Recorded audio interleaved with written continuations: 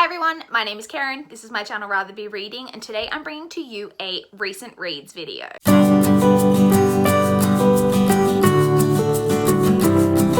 So it has been a week since I last checked in with you guys for a recent reads video, and I read 10 things this past week, which sounds a lot more impressive than it is. I read a lot of short audiobooks this week, plus I finished an audiobook that I'd listened to the majority of last week, so there was just a lot of like little things kind of going on. So 10 things sounds very impressive, and it is, but it's not quite as impressive as what it would seem. So let's jump straight in and talk about all of the 10 books that I've read over this past week. The first book I want to talk about that I finished this past week was A Monster Calls by Patrick Ness. So this is, well, I should say first off that this is written by Patrick Ness, but it's inspired by Siobhan Dowd. Siobhan Dowd had the original kind of idea for the story from what I understand, and then she unfortunately passed away, and Patrick Ness took her original idea and put his own spin on it and ended up writing this. This is also illustrated by Jim Kay. The illustrations are stunning.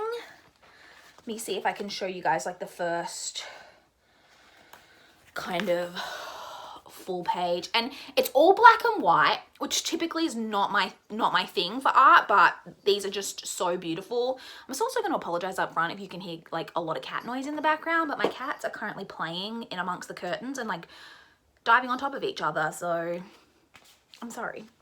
So this is about a boy whose mother is suffering with terminal cancer, and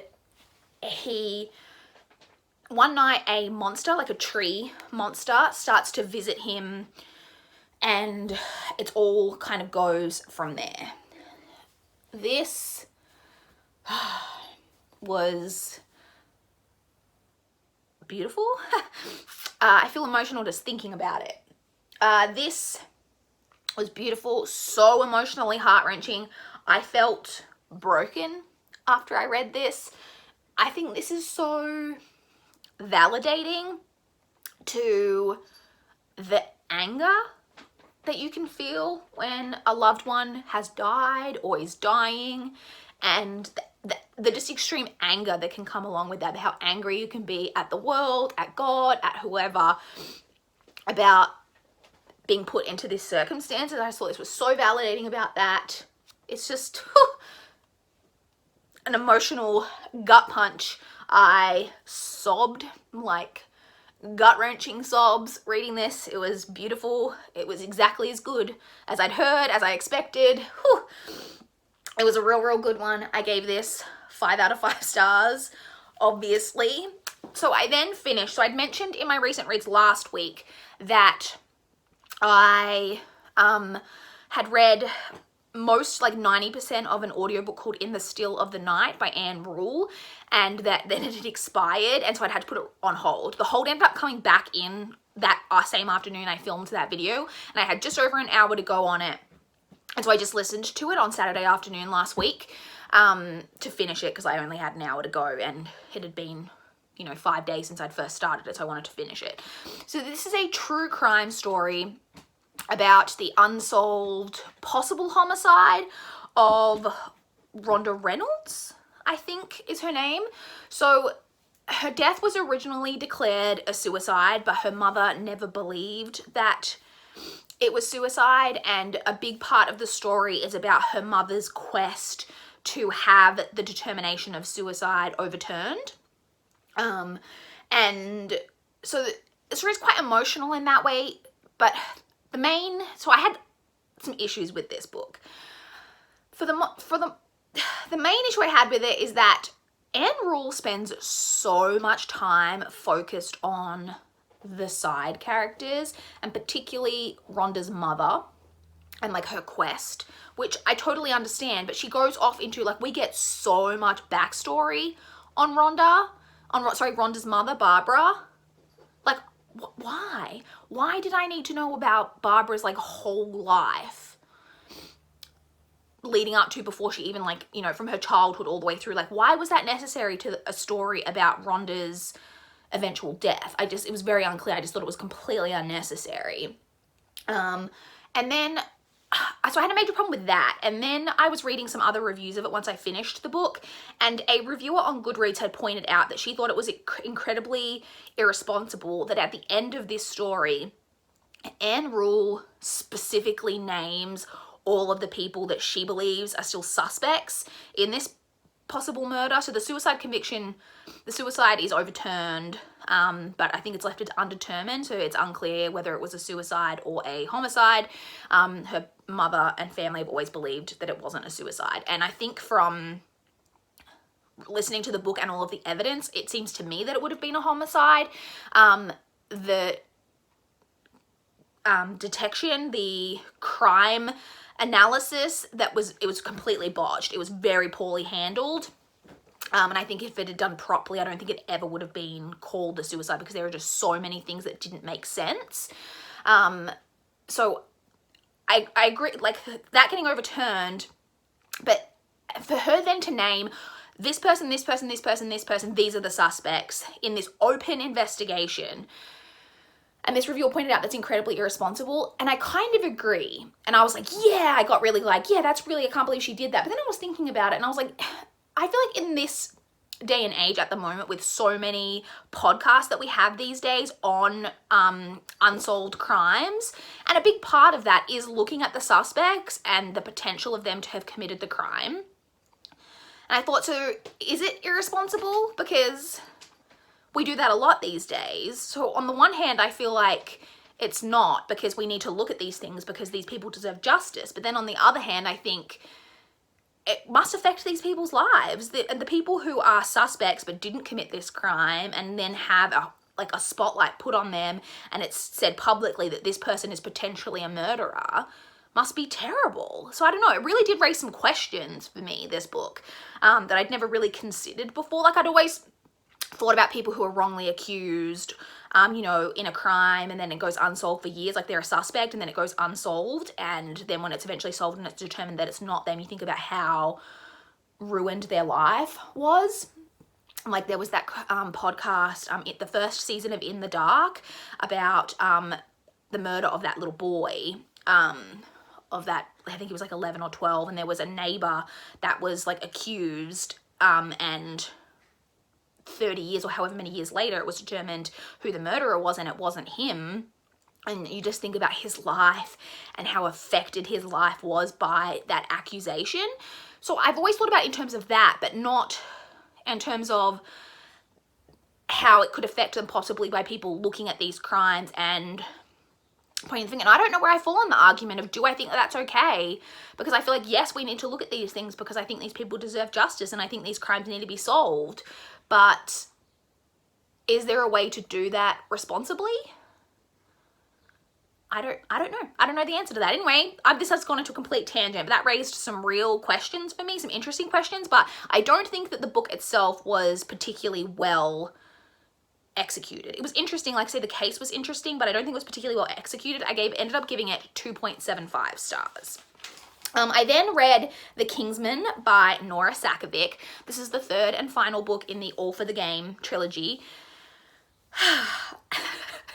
This book, this series. So I don't think that these books are necessarily the best thing written, but I loved them so much. Nora Sakavic really has a way of bringing you into these characters and making you connect to these characters. There's a real kind of slow burn romance that happens, that to the point where it's like almost not a thing in like the first couple of books, but it comes more into it in this third installment, and the romance.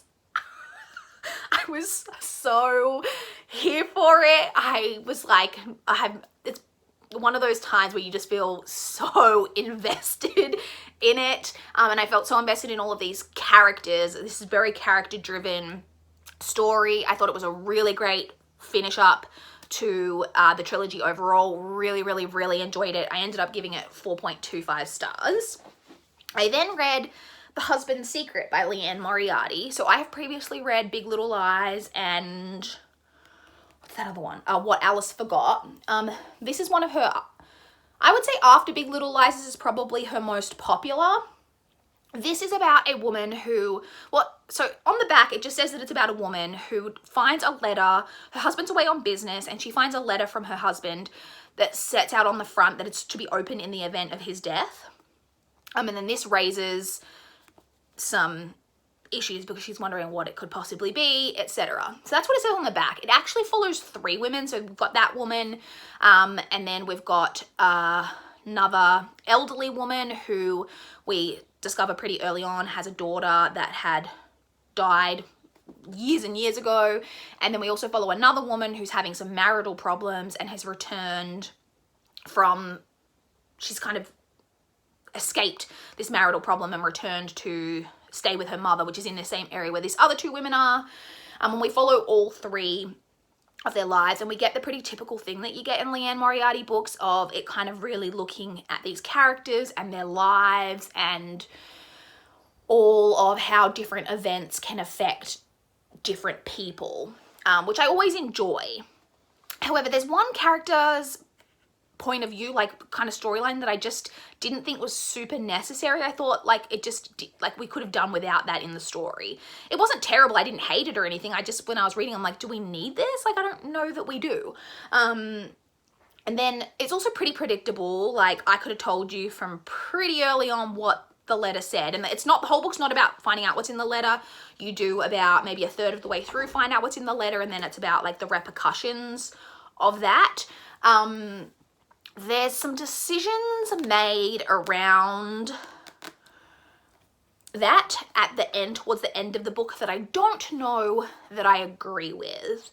And I struggle with that a little bit. Then there's an epilogue, which I think a lot of people would hate.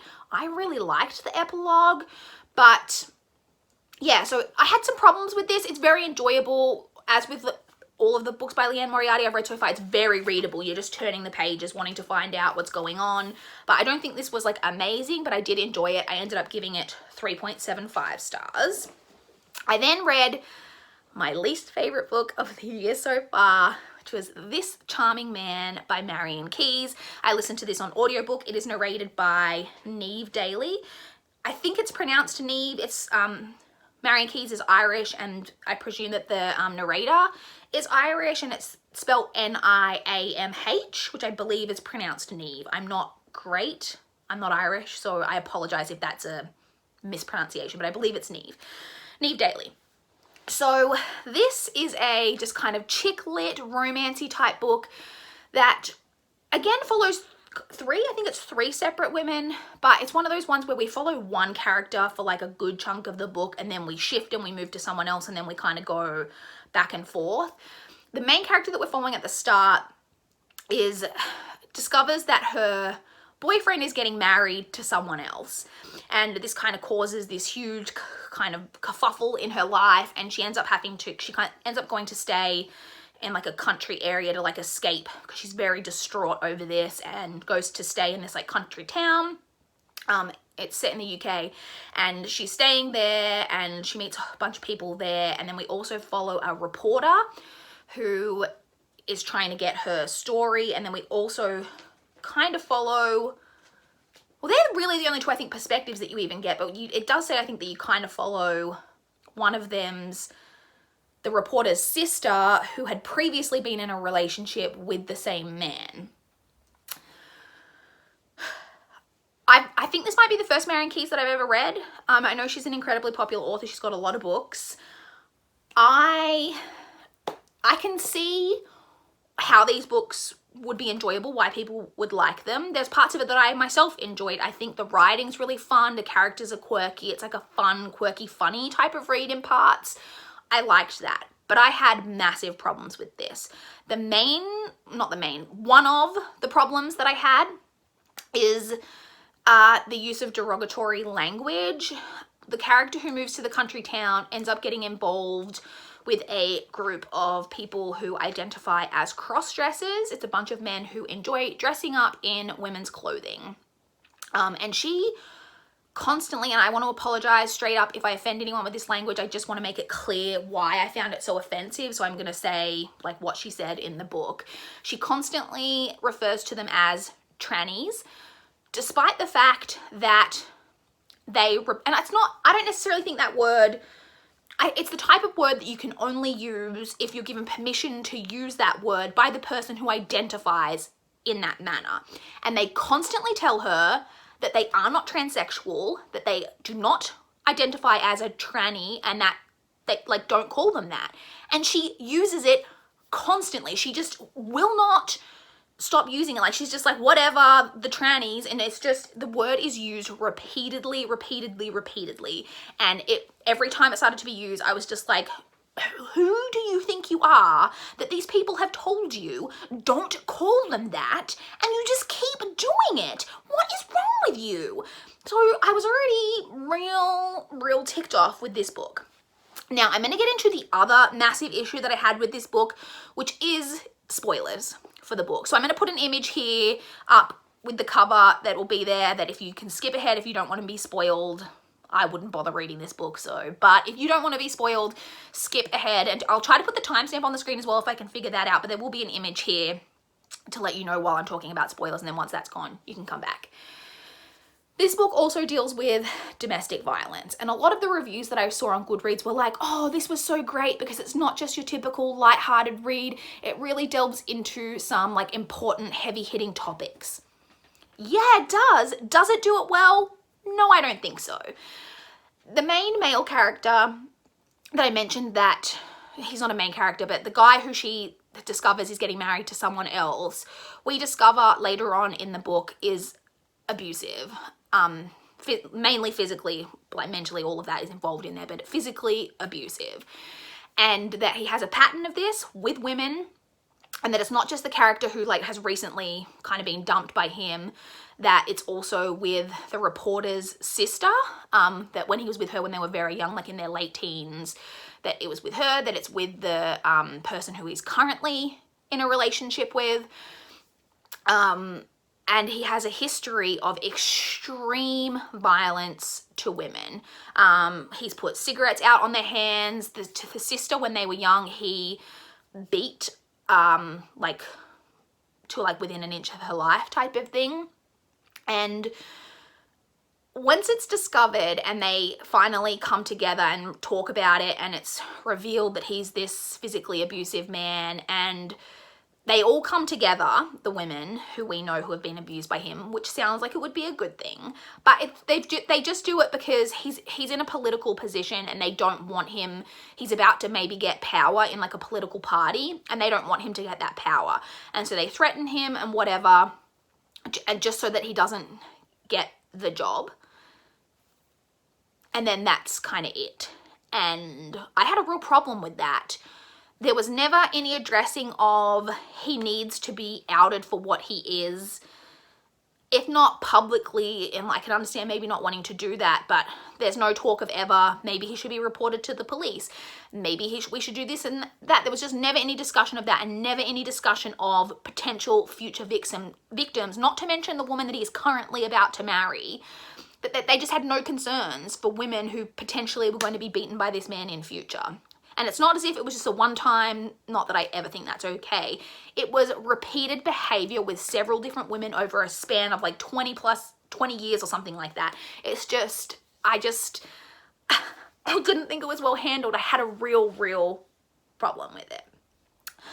So yeah, I hated this book. Like I said, I could actually see how her writing in that, and this could be enjoyable reads, but there were several issues in there that it felt like she was trying to maybe have some hard-hitting issues or like have some diversity in there or whatever, and it really didn't work for me. I found it incredibly offensive. It made me incredibly angry, in case you couldn't tell. And so I ended up giving it 1.5 stars. Sorry, I'm just getting a low power warning. So this video, oh my God, I'm already been filming for like 20 minutes. I need to rush through the rest of these books. So the next book that I finished was another book that I listened to on audio, which was called Runaway Amish Girl, The Great Escape by Emma Gindrich. This is narrated on audio by Amy Melissa Bentley. This is a non-fiction book about Emma, who grew up Amish and left the Amish faith. I feel like in the hands of a good editor or publisher or whatever, this could have been a really great story. It's just very surface level, very monotonous. It's not engaging. It doesn't really give you as much of the information as what I feel like it needed to give you. I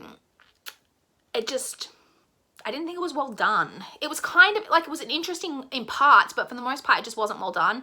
The one thing that I found particularly interesting was after she escaped the Amish, she talks about how, so trigger warnings in this for rape, she talks about how she was raped twice by a man afterwards, and she talks about how parts of that are as a direct result of her upbringing, because when she escaped and was living in this home, she didn't know anything about locking her doors or anything really about sex or anything like that. She'd never been educated about any of that due to the way that she was brought up, and so she didn't really even understand what was happening to her. So I found that kind of stuff interesting, and about how the way that you're brought up can affect like things like that. I found that kind of interesting, but apart from that, like I said, I just didn't think that this book really, it just wasn't engaging. It didn't delve into the story the way that I felt like it could have.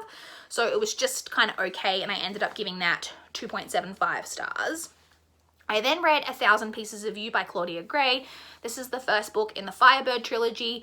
It's YA. It's about a girl whose father and mother are these like revolutionary scientists who have always been looking into the theory around parallel universes, and that there are, infinite, every single tiny little decision that we make in our lives, the, universe splits off, and that there's different universes depending on all of the different variables and decisions and things that could happen in our lives. And they basically have recently invented a technology that allows them to travel to the different universes. However, right at the start of the story, the main character's father has been murdered and the technology stolen. And it's about the main female character and one of their students trying to follow the person who stole the technology through different universes to avenge her father and get back his technology and all of that. I really, really enjoyed this.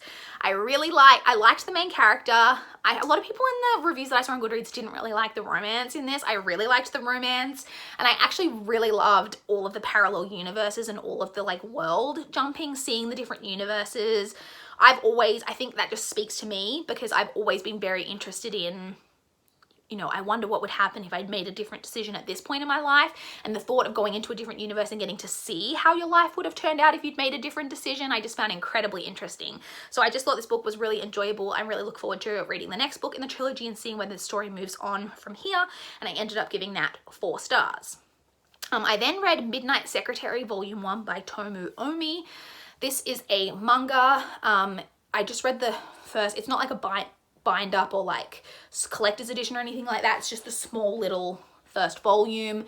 It's a adult romance manga about a young woman, I think she's 22, who becomes a secretary for this really important executive, and she discovers that he is a vampire, and then kind of a romance ensues.